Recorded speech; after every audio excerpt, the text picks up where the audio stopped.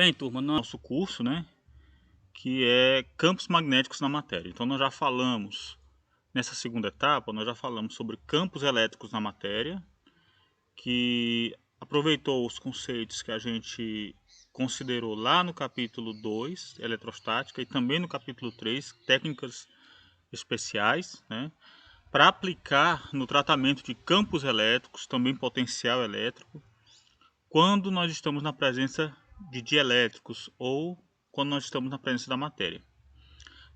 Na segunda parte dessa segunda etapa, nós consideramos a magnetostática, falamos sobre a lei de Biot-Savart e também sobre a lei de Ampère, discutindo um pouco sobre as propriedades do campo magnético a partir do divergente do rotacional do campo magnético, considerando a lei de Biot-Savart. E sempre fazendo também, buscando assim possível, né, um paralelo com a eletrostática, né, com o divergente rotacional dos campos elétricos. Bem, nessa última etapa, nós vamos falar sobre o comportamento magnético da matéria, sobre a origem do campo magnético produzido por materiais magnéticos. Então você pode acessar em muitos livros textos, né, e também muitos vídeos na internet, um histórico sobre a origem, né, do magnetismo, como a humanidade descobriu o magnetismo. E eu não vou entrar muito nesse assunto, nesse ponto, por questão de tempo. Então, de início, a gente vai considerar aqui 4 tópicos, né, nessa última parte, nesse último capítulo, que é a magnetização. Vamos considerar o conceito de magnetização. E depois, o campo produzido no espaço devido a essa magnetização, ou seja, o campo de um objeto magnetizado. E na sequência, vamos falar sobre um campo de força auxiliar, complementar ao campo magnético, chamado de campo indução magnética, que é o campo H. E por fim, vamos aplicar esses conhecimentos a materiais denominados materiais magnéticos lineares e falar um pouquinho também sobre os materiais não lineares. Se você ficar atento, você já deve ter percebido um paralelo com relação àquela primeira parte do capítulo 4, onde a gente falou de polarização, também falamos de um campo de um objeto polarizado, também falamos de um campo auxiliar D, que é o vetor de deslocamento, e também sobre meios lineares. Então é um paralelo aí, aquele capítulo 4 está para o capítulo 2, como esse capítulo 6 está para o capítulo 5. Bem, então, de um modo bem resumido, eu queria comentar com vocês algumas características dos materiais quando eles estão sujeitos a um campo magnético. Então, de uma maneira um tanto diferente daquilo que ocorre lá nos campos elétricos, sempre que eu tenho um campo elétrico atuando no material, ele produz uma polarização. E essa polarização tem um determinado efeito de orientar os momentos de dipolo na mesma direção do campo elétrico aplicado. Mas no magnetismo não ocorre sempre dessa mesma forma, não. É por isso que nós procuramos classificar os materiais em 3 tipos. Como nós podemos ver, olha, aqui a gente tem materiais paramagnéticos e os materiais diamagnéticos, que são os materiais cuja magnetização, né, em vermelho, ó, apontam no sentido do campo magnético, mas para os paramagnéticos essa orientação, essa magnetização, ela é paralela ao campo magnético aplicado, mas para os diamagnéticos ela é antiparalela. A semelhança entre elas é que essa magnetização é muito fraca. O efeito resultante disso não é tão grande, não é tão forte, se nós compararmos com os materiais ferromagnéticos. Nos ferromagnéticos ocorre uma magnetização intensa, bem maior do que nos casos paramagnéticos e diamagnéticos. E ela é sempre na mesma direção, no mesmo sentido que o campo magnético aplicado. Então, os materiais são classificados basicamente nessas três, são encaixados basicamente nessas três classes.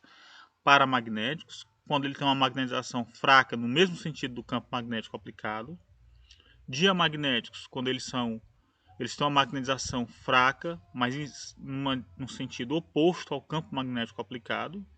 E os ferromagnéticos são aqueles que têm uma magnetização muito intensa na direção do campo magnético aplicado. E exemplos de materiais que constituem essas classes, nós temos o alumínio, o magnésio e a platina, são paramagnéticos. O cobre, a água, perceba, olha, a água, a prata e o ouro são diamagnéticos. E como materiais ferromagnéticos temos o ferro, o cobalto e o níquel. Tá? Então existe também duas classes que são os ferrimagnéticos, né? Existe também uma outra classe denominada ferrimagnético, né? Mas os detalhes disso, né, geralmente a gente não considera com mais detalhes, a gente foca mais nesses três tipos de materiais, que é o que a gente vai se concentrar.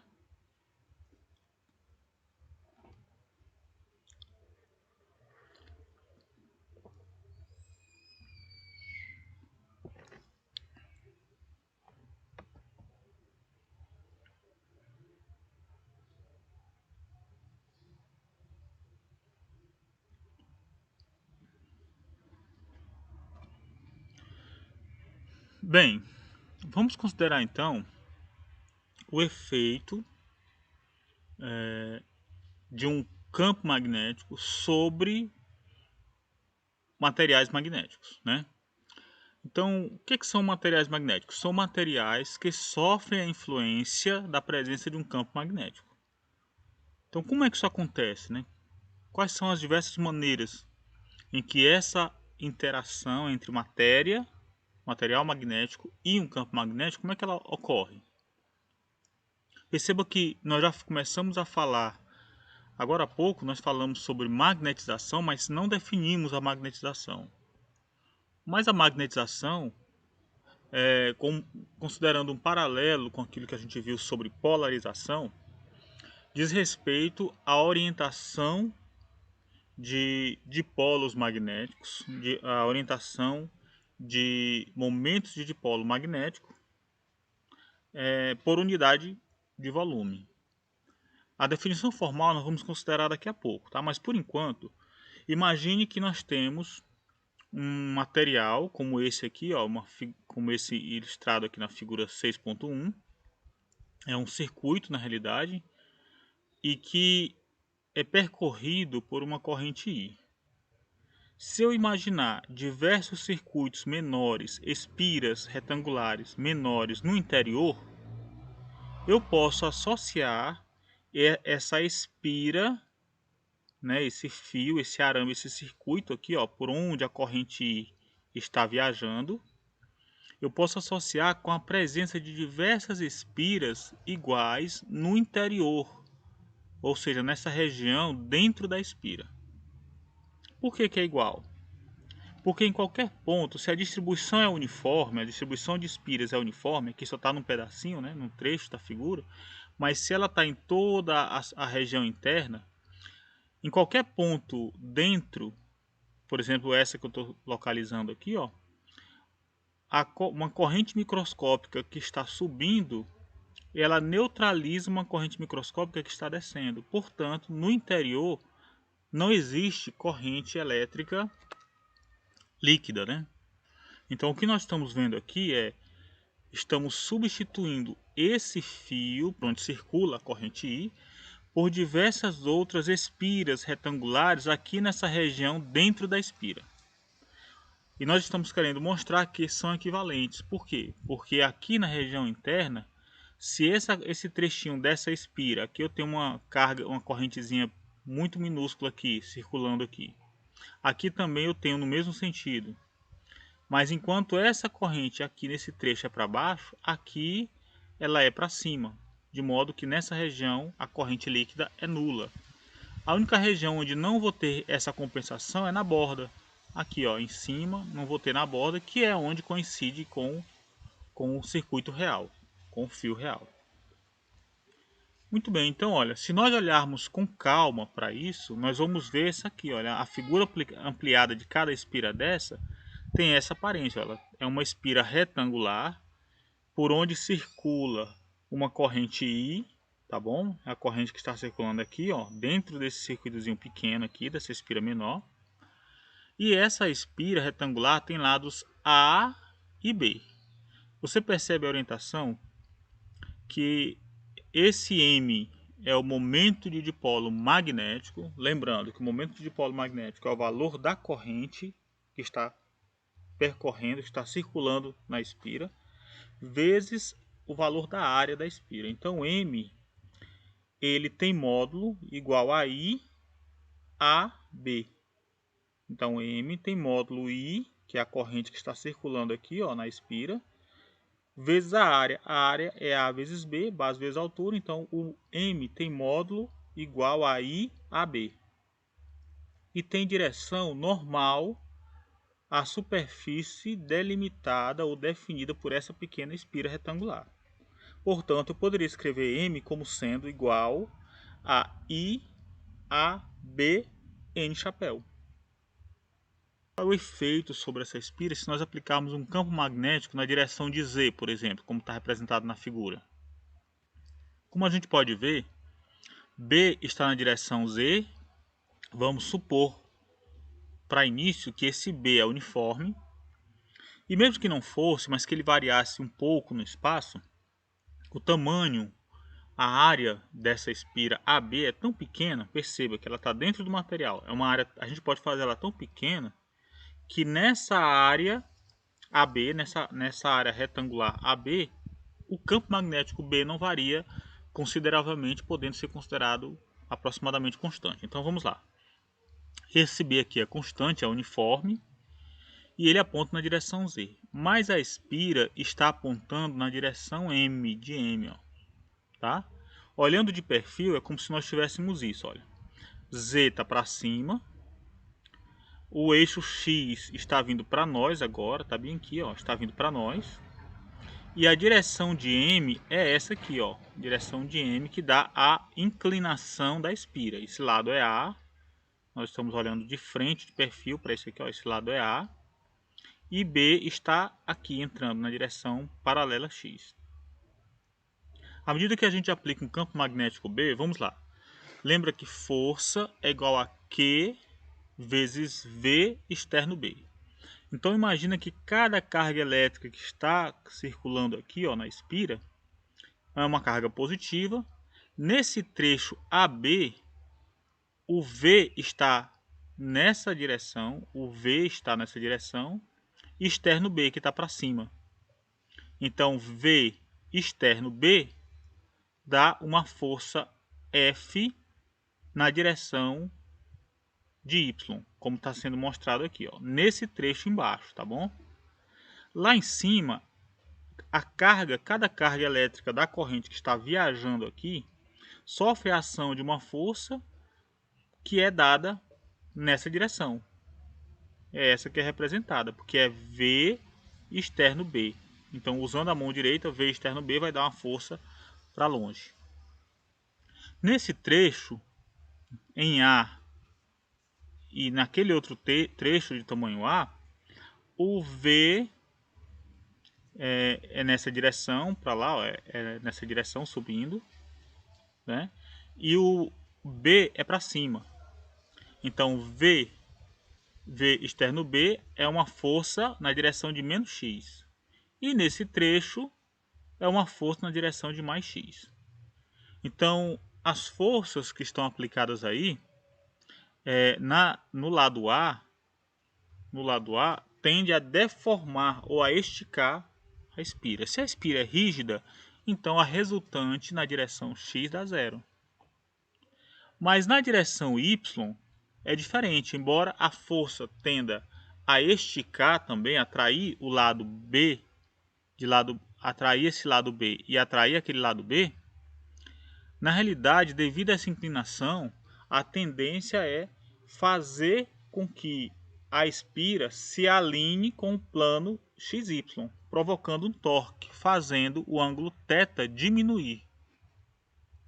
Então, como a gente vê aqui na figura, se essa força é aplicada em todo esse lado B, esse ponto aqui tende a vir para a direita, e todo esse lado aqui também de tamanho B, ó, que é esse, ó, tende a ir para a esquerda. Então a tendência é essa espira deitar no plano XY. Muito bem, diminuindo aqui, ó, o ângulo θ. Então o que a gente quer, embora efeitos translacionais para um campo magnético uniforme sejam nulos, não há deslocamento da espira, mas pode haver o torque se o momento de dipolo magnético não estiver alinhado com o campo magnético B, como é o caso, faz um ângulo θ. Então o torque ele é dado por torque vai ser dado por AF seno de θ x chapéu. Vamos lá.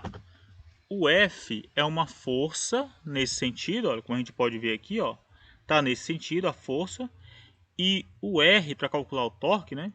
Nós vamos ter aí, olha, um R na direção de A. Perceba, o R está na direção de A. Eu fiz aqui em vermelho o R.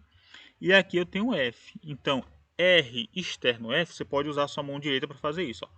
Mão direita, joga o R em cima do F. Quando você joga o R em cima do F, o polegar vai apontar na direção do torque. Então, o N aponta na direção de X chapéu.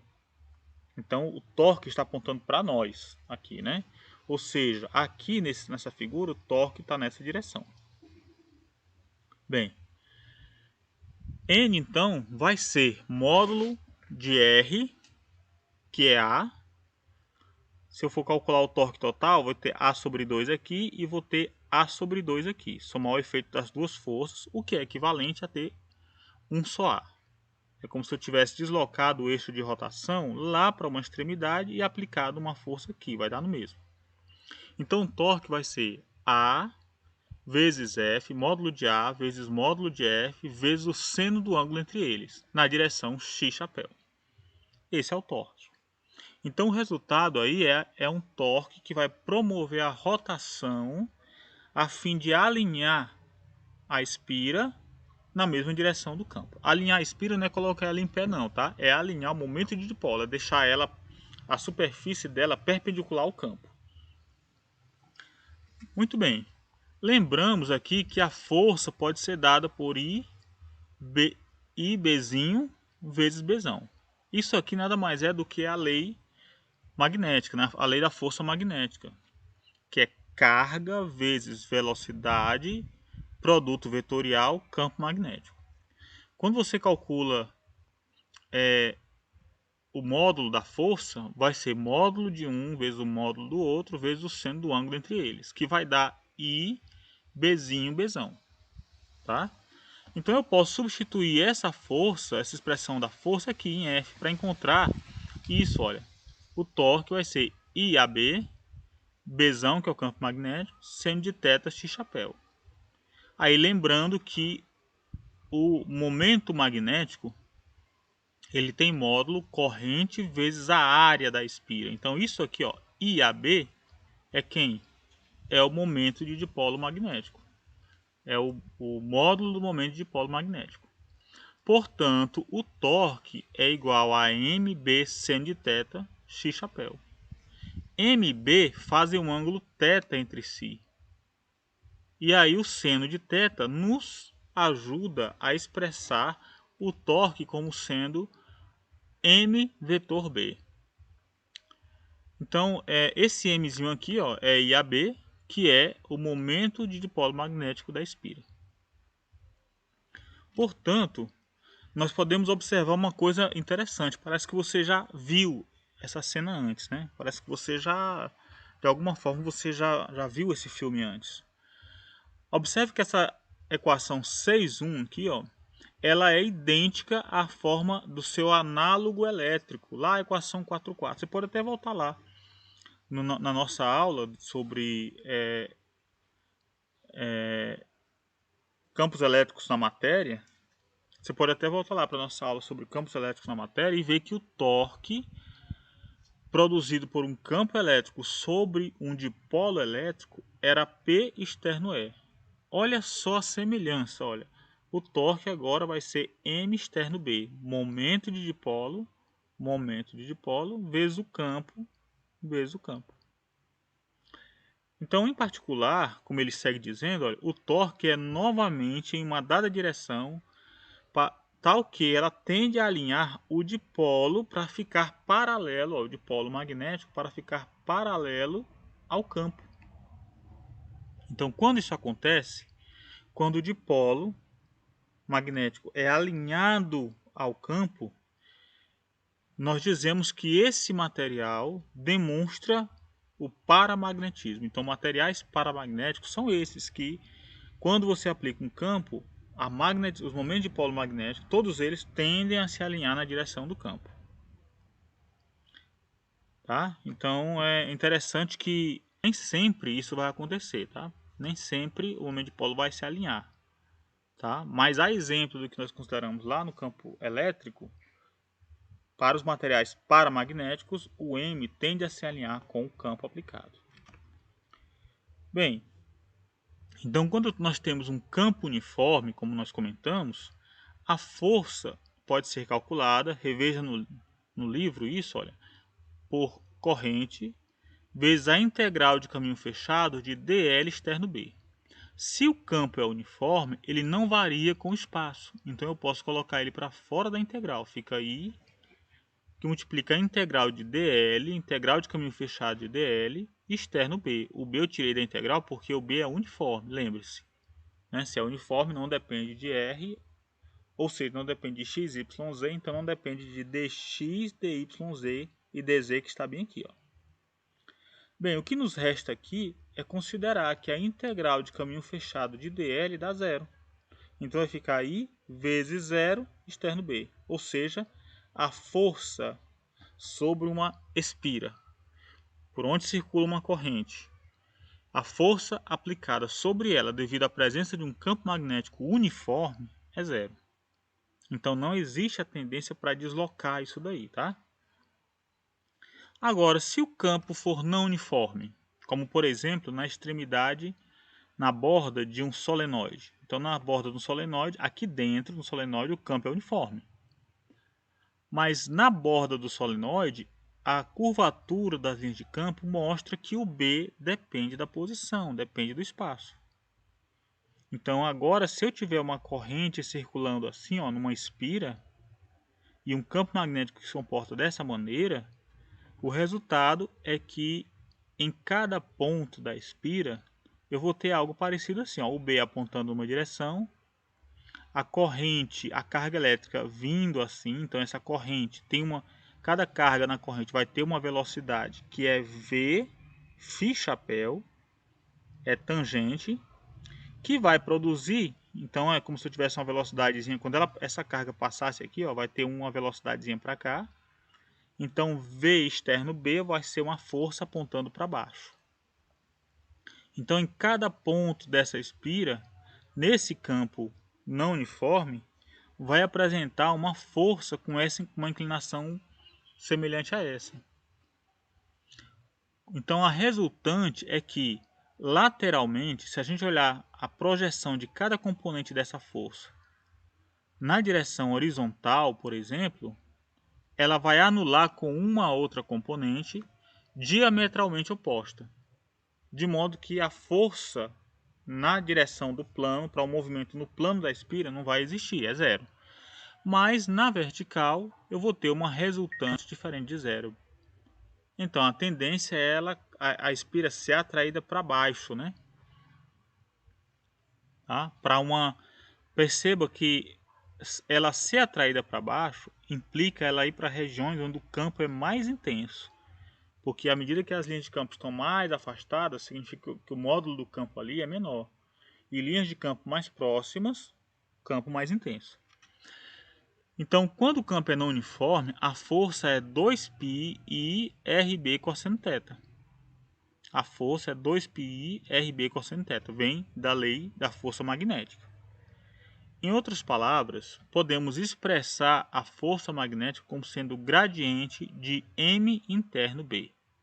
Gradiente de M interno B. E é interessante que esse efeito não é um efeito sutil ou microscópico, não é difícil de ser detectado. Não.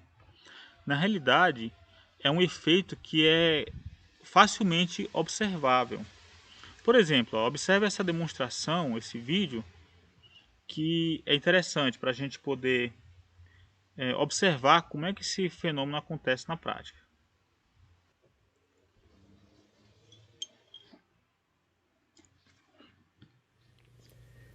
Neste vídeo, ilustraremos o efeito de um campo magnético variável sobre tubos e anel de alumínio.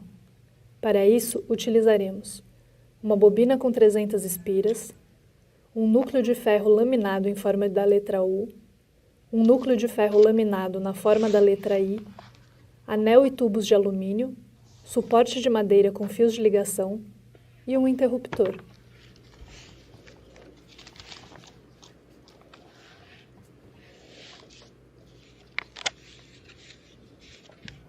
Iniciaremos montando um núcleo de ferro sobre o suporte de madeira e colocando uma bobina num dos lados do ferro.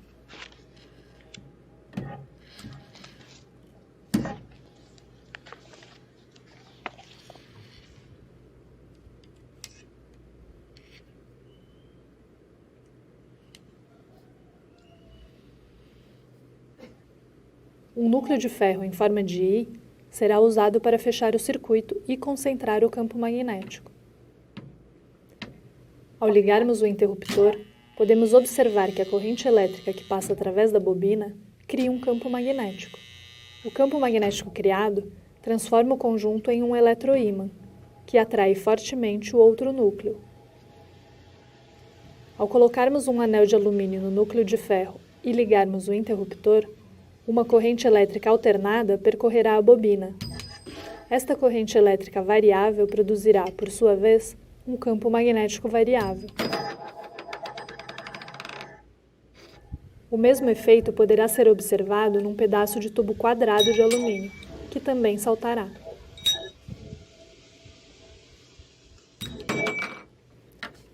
Porém, se usarmos um tubo recortado, ele não saltará, mesmo se ligarmos o interruptor. Neste caso, apesar de haver campo elétrico induzido no alumínio, não haverá passagem de corrente elétrica, por causa da fenda que interrompe o circuito. Agora, se forçarmos o tubo e encostarmos suas extremidades, poderemos ver faíscas, que indicam a passagem de uma corrente elétrica.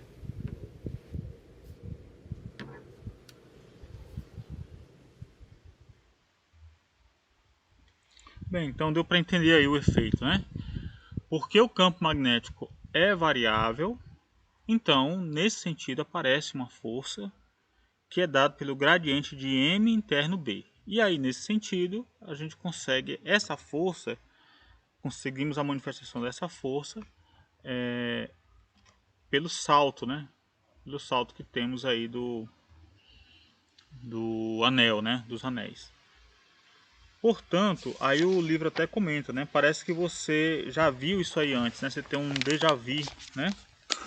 Ele mostra aí que você já talvez já tenha observado até aqui aquela figura da espira como sendo um dipolo magnético. E aí você já deve lembrar muito da associação com os monopolos magnéticos. O texto ele chama a atenção assim, olha, que por conta disso, talvez agora você já tenha um certo respeito maior ainda pelos nossos pesquisadores do passado, que tentaram criar uma analogia entre um dipolo magnético e um dipolo elétrico. Por exemplo, considerando a existência disso que nós vimos na figura 6.5. Então, à medida que nós temos também um dipolo elétrico, nós temos aqui um dipolo elétrico que era constituído por uma carga negativa e uma positiva, separados por uma distância d, constituindo assim um dipolo elétrico P.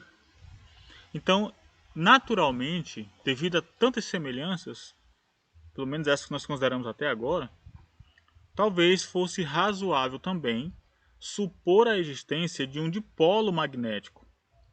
Esse modelo foi concebido por Gilbert e aí ele considerava um monopolo sul, ou uma carga magnética negativa, e um monopolo norte, ou uma carga magnética positiva, separados também por uma distância d, constituindo assim um momento de dipolo magnético, ou um dipolo magnético.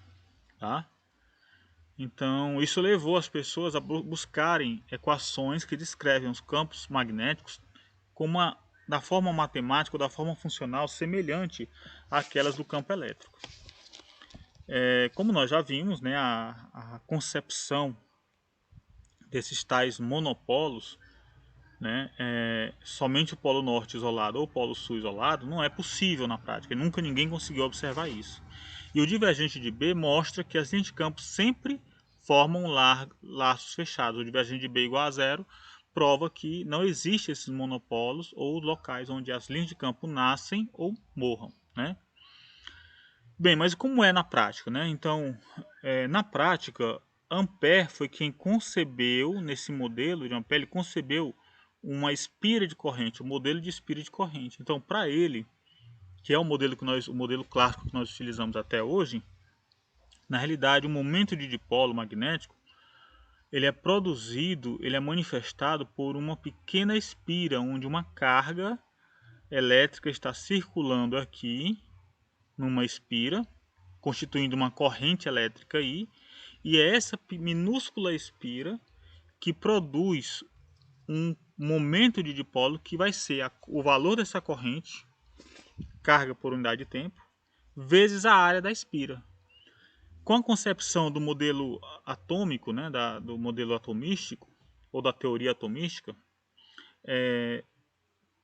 considerando elétrons orbitando, né, no modelo solar, orbitando o núcleo, então ficou fácil associar o movimento desses elétrons em órbitas circulares, numa velocidade muito grande, de modo a constituir uma corrente I e, a partir disso, manifestar a carga elétrica em movimento, constituindo uma corrente.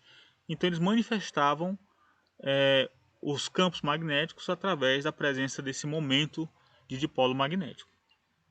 Então, esse era o modelo de Gilbert, né? Mas hoje o modelo clássico adotado vem de Ampère. Tá? Ele concebeu o momento de dipolo como sendo criado por microscópicas correntes dentro da matéria. Então, em resumo, toda e qualquer manifestação magnética ou todo e qualquer campo magnético produzido na natureza se deve exclusivamente à presença de corrente elétrica, não de dipolos magnéticos como esse modelo de Gilbert, mas na sua última análise vem como um resultado da presença, da manifestação de correntes elétricas, que é o modelo concebido por Ampère.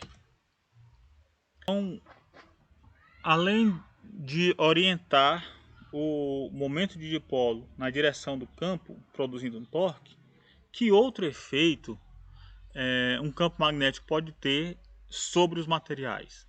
A gente viu agora que quando o campo magnético uniforme atua sobre uma espira, pode haver a tendência, né, como efeito resultante, orientar o momento de dipolo na direção do campo magnético.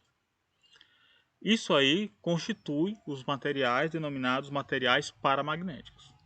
Mas vamos observar agora um outro efeito resultante da aplicação de um campo magnético, da atuação de um campo magnético sobre aquelas espiras amperianas, aqueles circuitos microscópicos amperianos, né, que produzem os campos magnéticos nos materiais. Então imagine o nosso modelo de um átomo com um núcleo e um elétron orbitando esse núcleo numa órbita circular de raio R a uma velocidade v. Então vamos considerar, pela regra da mão direita, olha, considerar o vetor normal à superfície apontando na direção z chapéu. É claro que se eu tenho um elétron girando a uma grande velocidade em volta do núcleo, constituindo um circuito, né, um circuito fechado, aí, uma espira circular, eu vou ter também um momento de dipolo magnético. Isso aí vai constituir um dipolo magnético que aponta para baixo. Por quê? Porque a carga elétrica do elétron é negativa. Tá? Então, o momento de dipolo tem módulo I vezes a área da espira, então vai ser I π R ao quadrado nesse caso. A corrente ela é então dada pela quantidade de carga por unidade de tempo. Carga pelo tempo é carga pelo período de uma volta completa. E o período de uma volta completa vai ser 2πr, trajetória circular, sobre a velocidade. Como o t está no denominador, fica EV sobre 2πr. EV sobre 2πr. Se o movimento é circular, constituindo uma espira, o momento de dipolo é então dado por I πr ao quadrado, e o I é EV sobre 2πr. Substituindo, multiplicando tudo isso aqui por πr ao quadrado, ficamos com menos 1/2 de EVR Z chapéu. Esse sinal de menos, novamente lembrando, é por causa da carga negativa do elétron, tá bom? Bem, já que a trajetória é circular, existe então uma força centrípeta que é ME V ao quadrado sobre R. Massa vezes a aceleração centrípeta, dado por V2 sobre R. Quem faz o papel dessa força centrípeta? É a força de interação entre o núcleo e o elétron. É a força de interação eletrostática, que é 1 sobre 4πε0 E2 sobre R. Bem, o que acontece se nós aplicarmos, nessa região da espira, aplicarmos um campo magnético B uniforme? E vamos escolher a direção paralela ao eixo Z. Lembra que se a gente colocar numa direção oblíqua, a gente pode gerar aquele efeito que a gente considerou, de alinhar o momento de dipolo. Mas vamos imaginar que nós vamos colocar agora o campo magnético B nessa região da espira, na direção vertical paralela ao eixo Z, tá certo? Então o elétron continua realizando o seu movimento, com o M apontando para baixo, e o efeito agora é que nesse elétron, que constitui uma corrente que está andando aqui nessa espira fechada, vai sofrer ação agora de uma outra força, que é a força magnética, porque é uma corrente dentro, um movimento de cargas elétricas, cada carga elétrica dessa, com uma velocidade V, tangencial ao caminho circular, dentro da região onde eu tenho um campo magnético. Então vai sofrer ação de uma força magnética. Se o V está nessa direção tangente, V externo B, apontando para cima, V externo B, você pode usar sua mão direita para isso, V externo B, o polegar é a direção da força magnética, apontaria na direção radial, na direção de R aqui, no sentido para fora, né? A partir do núcleo. Mas como o elétron é negativo, a força magnética é também de atração. Então, nesse caso, aplicando o campo magnético, nós vamos ter duas forças que vão se somar e vão representar a força centrípeta que atua sobre o elétron. Então nós vamos ter que a nova força centrípeta agora ela é dada por 1 sobre 4πε0 E2 sobre R ao quadrado, que já era a força de interação eletrostática entre núcleo e elétron, mas também a nova força magnética, EVB. Esse V aqui ele é diferente daquele V inicial, porque agora é uma nova velocidade que surgiu, que aparece agora para equilibrar essas forças devido à presença do campo magnético. Então, sem campo, velocidade V. Com campo, velocidade V barra. Tá? É uma barrinha bem aqui, V barra. Bem, juntando essas duas equações, eu posso isolar essa interação eletrostática que é igual para as duas, mas perceba, essa é diferente dessa. Então, se eu isolar essa força eletrostática, eu vou ter que ME V ao quadrado sobre R é igual a ME V barra ao quadrado sobre R menos EV barra B. Vou passar esse cara para cá, negativo, e vou igualar isso. Organizando, nós vamos ter que EV barra B é ME sobre R, diferença dos quadrados das velocidades. A diferença dos quadrados é o produto da soma pela diferença. Vamos considerar aqui que nós não deixamos o sistema evoluir muito, né? A gente aplicou o campo magnético e antes de aplicar o campo magnético a velocidade era v, aplicamos o campo magnético e observamos logo em seguida o efeito sobre a velocidade, que é v barra. Então, não deixamos variar muito, de modo que o v barra e o v são aproximadamente constantes, são aproximadamente iguais. Eu posso chamar o v barra e o v barra mais v, eu posso chamar de 2v barra. E v barra menos v, eu vou chamar de ΔV. Então, quando eu tenho ME sobre R vezes 2v barra vezes ΔV, é igual a EV barra B. Então, eu posso isolar ΔV como sendo E R B sobre 2ME.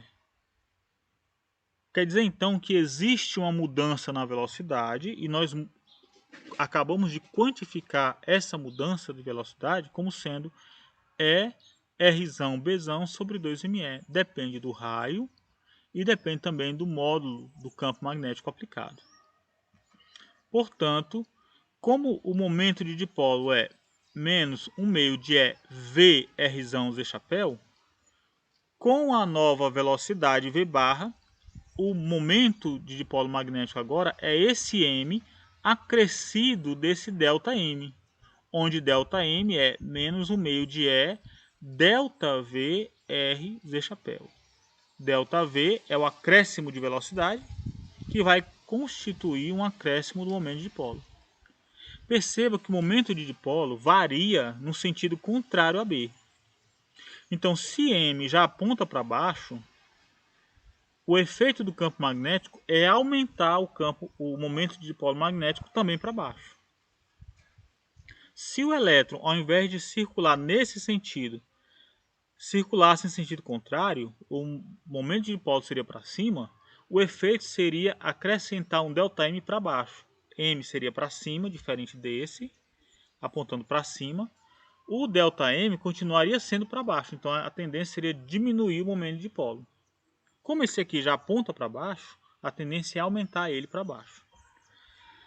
Então, nesse caso, o campo magnético promoveu o aumento do momento de dipolo magnético em sentido contrário ao próprio campo aplicado. Isso constitui o efeito que aparece nos chamados materiais diamagnéticos. Então, nos paramagnéticos, aumento ou alinhamento do momento de dipolo magnético na direção do campo B aplicado. Mas os diamagnéticos promovem uma orientação de dipolo magnético no sentido contrário ao do campo magnético aplicado. Portanto, na presença de um campo magnético, a matéria torna-se magnetizada. E aí, um estudo microscópico, né, fará com que nós consideremos pequenos dipolos magnéticos, bem pequenininhos, né, bem minúsculos, dentro, como se fosse espalhado numa rede dentro do material. Então, nós temos discutido dois mecanismos que levam em conta essa polarização magnética. Perceba, polarização magnética. Um é o paramagnetismo, os dipolos associados com spins, voltas de elétrons não pareados, experimentam um torque que tende a alinhá-lo com o campo magnético aplicado. E dois, o diamagnético. Aliás, o diamagnetismo, que altera a velocidade orbital dos elétrons, tendendo a um aumento no momento de dipolo no sentido contrário ao campo aplicado. Seja qual for a causa, nós descrevemos o estado de polarização magnética por uma quantidade vetorial. Essa quantidade vetorial é chamada de magnetização M. M é o momento de dipolo magnético por unidade de volume. É o análogo magnético daquilo que a gente viu no campo eletrostático, que nós denominamos de polarização elétrica. Lá a polarização seria o momento de dipolo elétrico por unidade de volume. Na magnetização, nós temos o momento de dipolo magnético por unidade de volume. Esse M aqui é chamado de magnetização.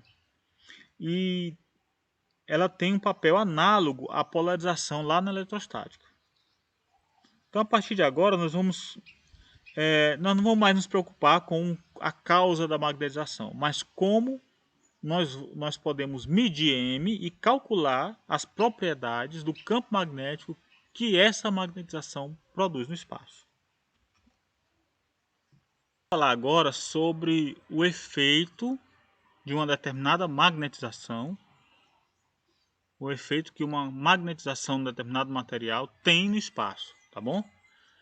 Então, se nós considerarmos aqui, olha, na figura 6.11, nós temos um material que tem um determinado conjunto de pequenas espiras, microscópicas espiras, ou espiras eletrônicas orbitais lá nos átomos. E independente de como isso acontece, cada uma delas, cada um daqueles elétrons desemparelhados que estão girando em torno do núcleo, produz um momento de dipolo magnético Mzinho. Vamos considerar então um elemento infinitesimal de volume de tal linha, tá? Que agrupa uma certa quantidade desses momentos de dipolo, e vamos ver qual é o efeito que isso promove num determinado ponto do espaço. Então vamos lá. Se eu tenho um momento de dipolo apenas, lá da consideração da expansão a expansão dipolar do vetor do potencial vetorial magnético, lembra que esse segundo termo aqui constitui a componente dipolar do campo. Então vamos lá, se esse A dipolar é μ0 sobre 4π m externo R chapéu R quadrado, onde esse M é I integral dA, ou seja, é I vezes a área, esse área que é um vetor, uma vez que M também é vetor. Então, se Mzinho é apenas um momento de dipolo, a magnetização Mzão é a quantidade de dipolos por unidade de volume. Então fica dm de tal, ou dm de tal linha. Então, Mzinho ou dm é m de tal linha. De modo que eu posso escrever agora como o potencial vetorial total de todo esse material, que tem uma certa quantidade de momentos de dipolo e que estão orientados no espaço de uma determinada forma, que produz uma magnetização Mzão, eu posso escrever no lugar do Mzinho, eu posso colocar Mzão de tal linha e somar em todo o volume, não só nesse de tal linha, mas somar em todo o volume, constituindo aqui a integral. Então, o potencial vetorial magnético, devido a esse objeto magnetizado, é μ0 sobre 4π, integral de M externo R chapéu sobre R2 de tal linha. Bem, o que nós queremos é calcular o campo magnético, o potencial vetorial magnético a partir desse objeto que tem essa magnetização. A partir daqui, a princípio, a gente já poderia aplicar essa equação, mas na prática, ela é muito complicada para se aplicar na prática, porque a gente precisa conhecer a forma espacial do M. Então, talvez fosse melhor encontrar uma outra forma de expressar isso. A exemplo do que aconteceu quando nós consideramos o potencial elétrico devido a uma polarização. A expressão é análoga, né?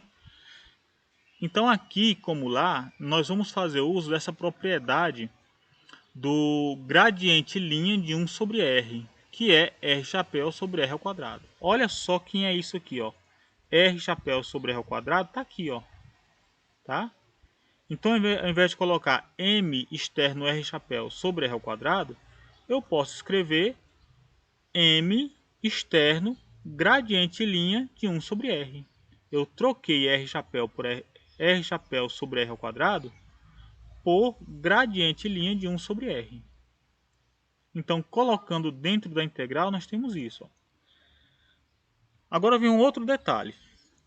O livro chama atenção para essa relação, para o uso dessa relação, que lá no livro-texto ele descreve como sendo a regra do produto número 7. Não é a regra do produto número 7, é a regra do produto número 5. Então nós podemos, olha, comparando essa expressão entre colchetes, com esse termo, nós temos o M associando com o A. Esse A aqui não é esse mesmo A, né? Aqui é o potencial vetorial magnético. Esse A é apenas um campo vetorial qualquer. Então, M está associado com esse A. Gradiente, está aqui o gradiente. E a função F é 1 sobre R. Então, eu posso reescrever isso levando esse termo aqui para a esquerda. Vai ficar positivo, vai ficar igual a isso. E trazendo esse termo negativo para a direita. Então, fazendo isso, nós vamos ter essa expressão agora. μ0 sobre 4π, a integral de... No lugar disso, eu posso escrever o F, que é 1 sobre R, rotacional de A, que fica rotacional de M, menos, porque eu trouxe esse aqui para cá negativo, menos o rotacional de F vezes A, ou seja, de 1 sobre R vezes M. Então, eu apliquei a relação do produto número 5 para encontrar essa expressão. E aqui eu tenho um rotacional disso, eu posso... aqui eu também tenho um rotacional, eu posso aproveitar e aplicar o teorema do rotacional para encontrar o seguinte, olha. Para encontrar uma expressão que é 1 sobre R rotacional de M mais μ0 sobre 4π, aí eu tenho o rotacional disso, posso escrever, trocar a integral de volume pela integral de superfície através da aplicação do teorema de Stokes. Então agora eu tenho, ao invés de duas integrais de volume, eu tenho uma integral de volume e uma integral de superfície. Bem, se eu substituir rotacional de M nessa integral de volume por uma densidade volumétrica de corrente, porque isso tudo aqui tem a mesma dimensão de densidade volumétrica de corrente. E isso tudo tem dimensão de densidade superficial de corrente. Então, trocando isso tudo por o rotacional de M, esse termo, por JB, onde B significa corrente ligada, não corrente de condução, mas corrente ligada, uma corrente que aparece, tem o mesmo papel da corrente de condução, mas ela é ligada no sentido que não é uma corrente de deslocamento, mas depende, é um resultado da orientação dos momentos de dipolo. E eu vou trocar esse M externo dA, lembrando que dA é N chapéu dAzinho, módulo dA, então eu chamo de M externo N de K, onde esse K é uma densidade superficial de corrente de magnetização ou de corrente ligada. Novamente, então eu vou denominar esse rotacional de M como uma densidade volumétrica de corrente de magnetização ou densidade volumétrica de corrente ligada, e esse M externo N como uma densidade superficial de corrente de magnetização ou densidade superficial de corrente ligada. Enfim, A é igual a μ0 sobre 4π, integral de J de magnetização de tal linha sobre R, mais μ0 sobre 4π, a integral de superfície fechada de KB ou Km sobre R de A'. Essa superfície, lembrando que essa superfície é aquela que limita esse volume V. Então, em outras palavras, o que essa expressão diz para nós? Diz que o potencial, bem como o campo magnético de um objeto magnetizado, é o mesmo que deveria, ou mesmo que produzido por uma corrente volumétrica JB, dado pelo rotacional de M, dentro do material, somado à contribuição de uma corrente superficial KB, dado por M externo N, na superfície ou no contorno desse material. Então, em vez de integrar as contribuições de todos os momentos de dipolo no volume, é mais apropriado nós calcularmos J e K através do rotacional de M e de M externo N, né? Primeiro determinar essas correntes ligadas, como diz aqui, olha, e depois determinar o campo produzido por essas correntes, a exemplo do que já foi feito antes, no caso de J e K como correntes livres.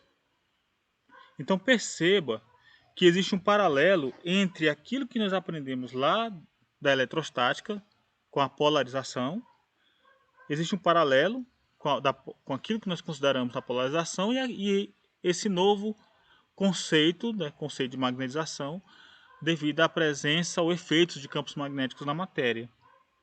Então lá a gente considerava, ao invés de calcular a contribuição no espaço, a contribuição para o campo de todos os momentos de polo elétrico, nós primeiro calculamos o ρB pelo negativo do divergente de P e o σB por P interno N e calculamos o potencial e também o campo a partir dessas densidades volumétrica e superficial de cargas ligadas ou cargas de polarização. Aqui, ao invés de somar todas as contribuições dos dipolos magnéticos, nós calculamos as densidades de corrente ligada ou correntes de magnetização e a partir daí calculamos o potencial vetorial magnético A e o campo magnético B. Como exemplo da utilidade da aplicação desse recurso, dessa técnica, vamos considerar o exemplo 6.1. Encontre o campo magnético de uma esfera uniformemente magnetizada. É a cara daquele problema de uma esfera uniformemente polarizada, né? Então, nesse caso, nós temos o seguinte, ó, escolhendo o eixo Z como a direção da magnetização, conforme a figura 12, então a magnetização é uniforme, está na direção do eixo Z. Nós temos que JB, a densidade volumétrica, a corrente. Então nós temos o JB, que é a corrente volumétrica de carga de magnetização, a corrente volumétrica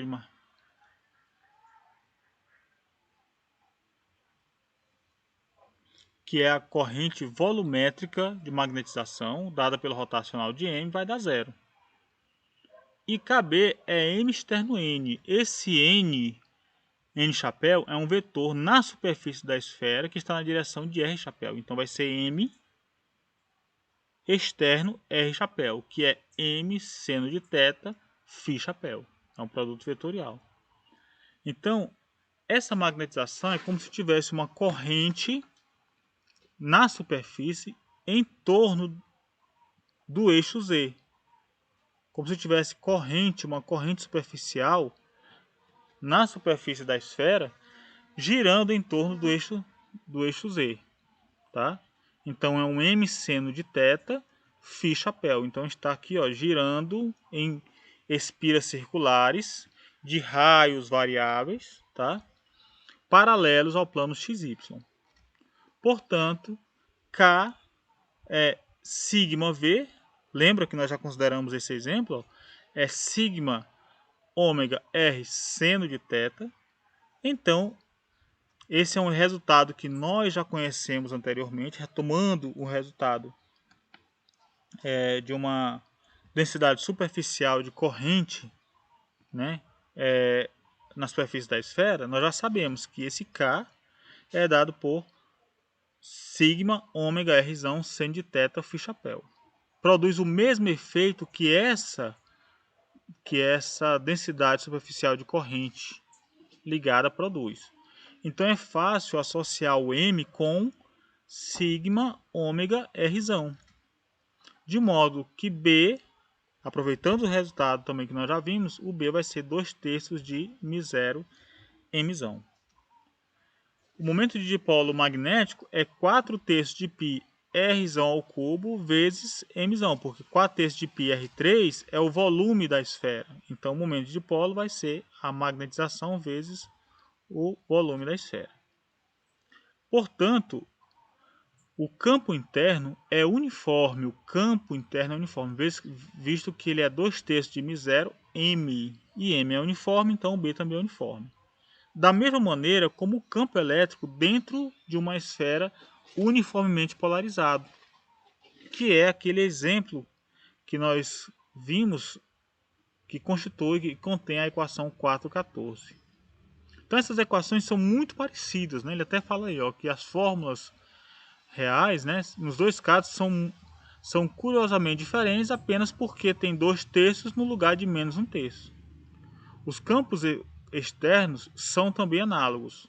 Eles se comportam como dipolos puros em ambos os casos. Bem, vamos então entender melhor qual é o significado dessas correntes de magnetização, né? Uma corrente, uma densidade volumétrica de corrente de magnetização e uma densidade superficial de corrente de magnetização. Então vamos considerar aqui um dado material com correntes atômicas, ó, representadas por essas pequenas espiras retangulares aí. Então a gente percebe que cada espira dessa tem um momento magnético apontando na vertical, um Mzinho apontando na vertical. A gente observa, pelo que está girando aí, ó, usando a mão direita, tem um momento Mzinho para cima. Somando tudo e considerando a distribuição no volume, isso aí vai gerar uma magnetização M que aponta para cima também. Muito bem, então o que é esse JB e o que é esse KB? Ou o que é esse JM e o que é esse KM? Então, a gente deve lembrar que, por exemplo, dentro do material, esse trecho aqui, olha, esse trecho aqui, ele tem uma corrente que desce nesse sentido, olha, desce, e aqui do lado a vizinha dela está subindo, de modo que dentro do material elas se anulam tanto nessa direção quanto nessa direção. Em cima sobe e aqui embaixo está descendo, é essa a configuração. Então as correntes internas se anulam mutuamente. Se a distribuição de momentos de dipolo é uniforme, elas vão se anular mutuamente e o interior não vai aparecer corrente líquida, apenas na borda. Nós vamos enxergar como se houvesse uma corrente na lateral, na borda desse material. Se esse material, essa fatia de material tem espessura T, então nós vamos ter uma corrente fluindo por essa fita ou por essa superfície.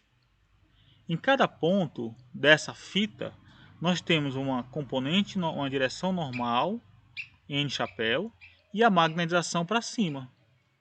Então, o que essa expressão diz para a gente é que M externo N gera um vetor K na direção da corrente, apontando aqui para dentro da folha, para dentro da tela. O que essa expressão diz para nós é que existe uma corrente líquida, uma corrente resultante, mas não do deslocamento efetivo de cargas elétricas. Não é uma corrente que circula por uma superfície, que é a superfície da fita, essa fita lateral aqui, ó. Existe uma corrente que circula por essa superfície, mas essa superfície não é uma superfície percorrida por uma corrente livre, mas sim é o efeito resultante das diversas espiras naquele local. Então a contribuição desse lado junta-se com a desse, gerando, no fim das contas, uma corrente líquida.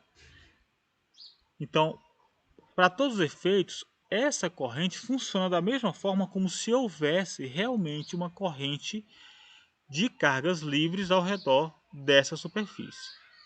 Então, quando eu falo de corrente ou densidade superficial de corrente de magnetização, eu estou associando a essas componentes da magnetização na superfície um comportamento semelhante àquela corrente superficial de cargas livres. Então, nesse caso, nós temos aqui uma distribuição uniforme de momentos de dipolo, as contribuições interiores ou internas se anulam. Fica apenas o saldo na superfície sem compensação. Bem, mas e o rotacional de M? No rotacional de M, se o M se distribui uniformemente, como é o caso que nós estamos considerando até agora, JB é zero. Mas, se não for, considere cada pedacinho desse aqui, ó, de largura, de altura T. Cada espira dessa, vou pegar uma porçãozinha dessa, e ele tem uma área A, Azinho, um quadradinho aqui de lado A. Tem uma área A ao quadrado. E uma corrente aqui do lado dele, certo? Quando eu pego um outro tijolinho desse e coloco aqui do lado, se a distribuição é uniforme, a corrente I que vem aqui e que vai para lá, vai ser anulada pela corrente desse lado do vizinho dele. Então vai ter uma corrente de ida e uma corrente de volta que se anula. Mas se a distribuição for não uniforme, nós podemos ter o seguinte, olha. Por exemplo, se a distribuição for tal que a magnetização varia na direção de Y. Por exemplo, aqui em Y, determinado Y, eu tenho uma magnetização MZ. Veja, MZ porque aponta na vertical. MZ, tá?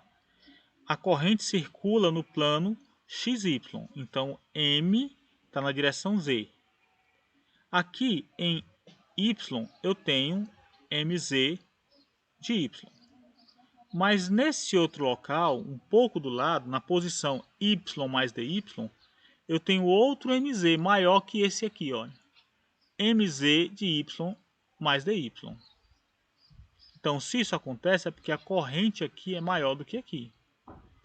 Então, na região de fronteira entre eles dois, entre os dois bloquinhos, eu vou ter uma corrente circulando aqui, ó, no Y, e uma corrente mais intensa circulando aqui no Y mais DY. Isso aqui é esse bloquinho visto de cima, e aqui é esse bloquinho visto de cima. MZ de Y, MZ grandão, ó, MZ de Y mais DY. Então aqui no meio eu vou ter uma correntezinho para cá e outra maior para cá, de modo que não vai se anular mutuamente. Então no volume, quando isso acontece, no volume eu já não tenho mais a compensação das correntes internas. Então a corrente total na direção X vai ser quem? Vai ser essa corrente MZ Y mais DY DZ, MZ em Y mais DY DZ, é essa corrente aqui, ó, menos esta outra corrente pequena, que é MZ em Y DZ. Colocando o DZ em evidência, fica MZ de Y mais DY menos MZ em Y. MZ Y mais DY menos MZ em Y é, na realidade, a definição de derivada parcial de funções de mais de uma variável. Então, tudo isso eu expresso como derivada parcial de MZ em Y dy. Isso aqui, ó, essa igualdade, isso daqui igual a isso, vem do cálculo. É uma relação matemática resultante, é uma propriedade das derivadas parciais. Bem, agora digamos que a magnetização não varia apenas em Y, mas ela varia também em Z. Então agora a magnetização aponta na direção Y, é um MY de Z. E aqui em Z mais DZ, eu tenho uma outra magnetização MZ de Z mais DZ. Então nessa região entre os dois tijolinhos aqui, entre os dois blocos, a corrente na direção de menos x é maior do que a corrente na direção mais x. De modo que o saldo vai aparecer aqui como um menos derivada parcial de my dz dy dz. Então eu posso escrever, olha, JB em x como derivada parcial de mz dy, e juntando o resultado da letra A com a letra B, eu fico com derivada parcial de mz em y, menos a derivada parcial de my em z. Isso aqui vem daqui e isso vem daqui. Então a gente percebe que isso aqui é um resultado diretamente, olha, a expressão vem diretamente de um determinante que é usado para determinar, para calcular o produto entre operador del e um campo vetorial. Ou seja, isso aqui vem diretamente de uma operação de cálculo do rotacional. Se eu expandir isso nas três direções, essa mesma expressão nas três direções, eu vou ter um JB de y e um JB de z. Em resumo, JB é dado pelo rotacional de M. Então, a densidade volumétrica de corrente de magnetização vem devido à não uniformidade da magnetização dentro do volume. Isso produz um rotacional de M, um M começa a ter um comportamento circular dentro do material, que produz como resultado essa corrente volumétrica de magnetização. E uma propriedade interessante é que, se JB é o rotacional de um campo, então o divergente de J é sempre zero. Ou seja, o divergente de um rotacional é sempre zero, então a densidade, uma propriedade interessante da densidade volumétrica de corrente de magnetização é que ela tem divergente nulo. Então não existe um ponto de onde essa corrente nasça ou um ponto onde ela morra. Então ela sempre forma laços fechados. Tá?